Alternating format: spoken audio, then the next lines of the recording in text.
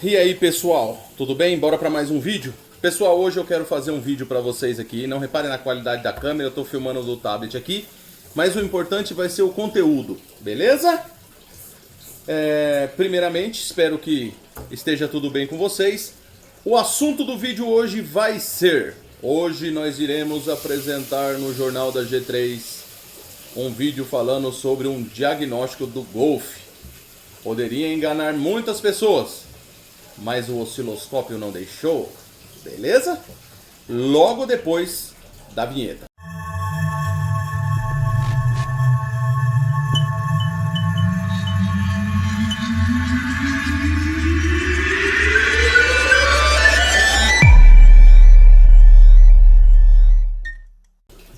Prontinho pessoal, agora é hora do vídeo. Nós vamos falar sobre esse teste do Golf que teve na minha oficina.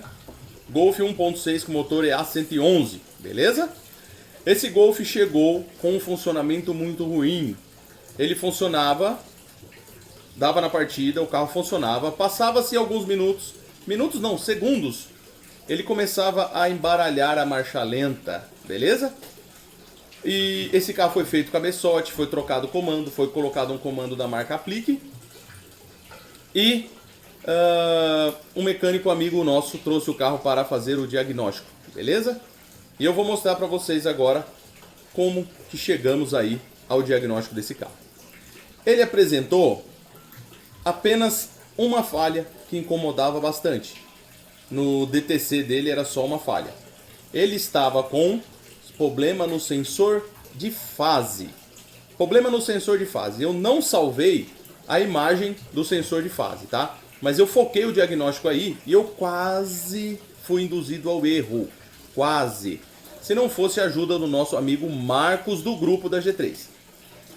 O Marcos pegou um defeito e ele nos alertou do que poderia ser. E isso nos ajudou muito, tá? Então, vamos lá. Pera aí que fechou a câmera aqui, pessoal. Fechou. Mas vamos direto para as imagens então. Vamos lá. Tá aqui as imagens. Eu peguei o sinal do sensor de fase, tá? Na linha azul, no canal 3, eu tenho o meu transdutor de compressão. Não reparem na imagem dele, tá bem ruim porque eu não coloquei a taxa de amostragem correta. Esse osciloscópio que você tem que mudar ali, mas como o intuito era chegar no diagnóstico do veículo ali. E foi feito um teste na partida, tá pessoal? Vocês reparem que o transdutor de compressão, a ponta da crista dele, está casando no PMS do meu transdutor de vácuo. Não está nem para a direita e nem para a esquerda. Então, o sincronismo mecânico está correto. Está correto. E acusava sensor de fase. Porém, analisem a imagem do sensor de fase, que é o meu canal amarelo número 1. Reparem para vocês verem que na parte superior dele, ele não está quadradinho perfeito. Ele não está quadradinho perfeito. Então vamos lá. Na hora, eu já condenei o comando desse carro, tá? Foi final de dia, não devemos fazer serviço de diagnóstico na correria. Nunca, tá? Por quê? Foi final do dia, eu quis fazer o diagnóstico do carro para tirar esse carro da minha oficina porque ela é pequenininha. E quando eu vi que o PMS não estava casando no flanco do maior dente ali, aonde tem um risco roxo, um cursor roxo na vertical, vocês podem prestar atenção que ele não casa no final do dente maior. E isso me chamou a atenção e eu já logo, sabendo que o carro está no sincronismo mecânico e o sincronismo virtual estava fora, eu já logo deduzi. O problema está no comando. E eu finalizei esse diagnóstico. Porém, no outro dia, conversando no grupo, postando essas imagens no grupo, eu fui alertado pelo nosso amigo Marcos. Beleza? E aí eu decidi me aprofundar no diagnóstico, capturando esta imagem que vocês estão vendo aí na tela. Eu tenho o meu transdutor de compressão no canal 3, rosinha. Reparem na ponta da crista do transdutor de compressão, como o final do segundo dente maior está deslocado para a nossa esquerda do vídeo. E reparem também no tamanho dos dois dentes menores do nosso sensor de fase. Eles estão com diferença de tamanho, tá? Vocês devem reparar, tem muita gente que fala, o final do dente maior do EA111 tem que bater no dente 14 da roda fônica. Pessoal, na verdade, se nós quisermos avaliar o sincronismo da maneira correta, virtual, né? Quando se encontra algum pelinho ovo, um BOzinho que não está fácil de resolver, como foi o caso aqui, devemos ver se todos os flancos batem no lugar correto, tá? Não somente o final do dente maior. Nós temos que conferir se o final do dente maior está batendo no dente 14, se o início do próximo dente está batendo no dente correto, se o segundo flanco do dente menor está batendo no dente correto, se o primeiro flanco do segundo dente menor está batendo correto e o terceiro e assim por diante. Todas as partes têm que casar com os dentes correspondentes. Por quê? Se eu tiver uma alteração de tamanho, se eu tiver um problema, como neste caso aqui que vocês podem reparar aí, o primeiro dente menor, ele está menor do que o segundo e era para ser do mesmo tamanho, e o final a ponta do meu transdutor de compressão não está batendo no final do dente, está batendo no meio da falha ali, tá bom? E agora eu quero mostrar para vocês um sensor de fase original. Reparem que a diferença de tamanho ali dos dois dentes menores ficou menos acentuada, tá? Ficou menos acentuada. O sinal está muito limpo, bonito. A única coisa que eu fiz foi trocar o sensor. Reparem que o PMS do nosso transdutor de compressão, agora ele quase casa ali perfeitamente no meu final do dente maior do sensor de fase. Então a onda, ela se deslocou de lugar. Você podem prestar atenção que ela se deslocou de lugar. Meu transdutor de compressão, ele foi para... no caso não foi o transdutor de compressão que moveu de lugar, foi o sensor de fase. Porém, para ficar fácil o entendimento, a ponta do nosso transdutor de compressão, reparem que ele se deslocou para a esquerda. Está quase casando no final do dente maior. E este daqui está no meio da rampa. Acusando, quando eu peguei a imagem sensor de rotação versus sensor de fase, deu 2 dentes de diferença. 14, 15, 16. Estava batendo no número 16. Foi feita a substituição por um sensor original e resolveu o DTC do sensor de fase. Porém, voltando aqui para vocês agora, a explicação, eu sempre pego no pé para fazer os testes, o check-up, todos os testes necessários. Um exemplo, você pegou um carro para dar diagnóstico, faça um checklist como o nosso amigo Will, tá? Daniel do nosso grupo. Nós temos um checklist no grupo da G3 que foi desenvolvido por um nosso amigo. E esse checklist tem ali todos os parâmetros, não os parâmetros, mas tem o que você deve testar. A lista, né? E você coloca o quanto que tá o valor de cada um ali e você fecha o diagnóstico do carro. Mas na correria do dia a dia, na pressa de querer resolver o problema do carro, eu achei o problema do comando e já descartei todo o resto e falei, não, o problema está aqui, o comando do carro que está com problema. Na verdade, o problema estava no sensor de fase e o carro tinha demais problemas, mas eu não testei, tá? E eu vou mostrar para vocês agora. Um dos defeitos foi a sonda lambda, tá?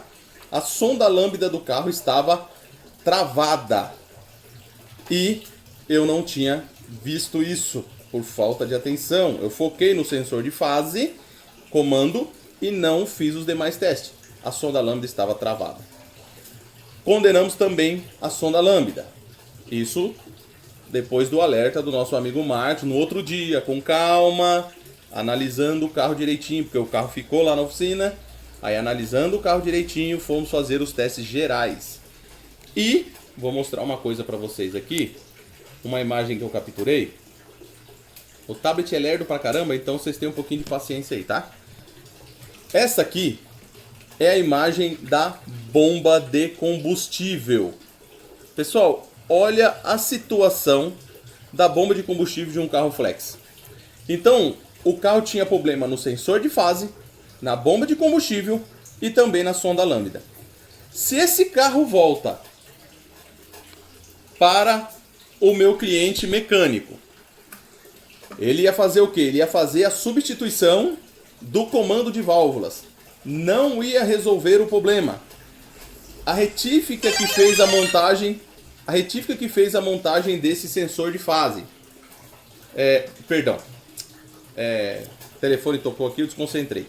Foi a retífica que fez a substituição do comando de válvulas, que fez o cabeçote do carro. Ia ser uma briga danada, porque eu não me atentei e não dei um diagnóstico preciso. Ainda bem que eu tive tempo de corrigir esta cagada que eu ia fazer, tá bom? Então fiquem atentos.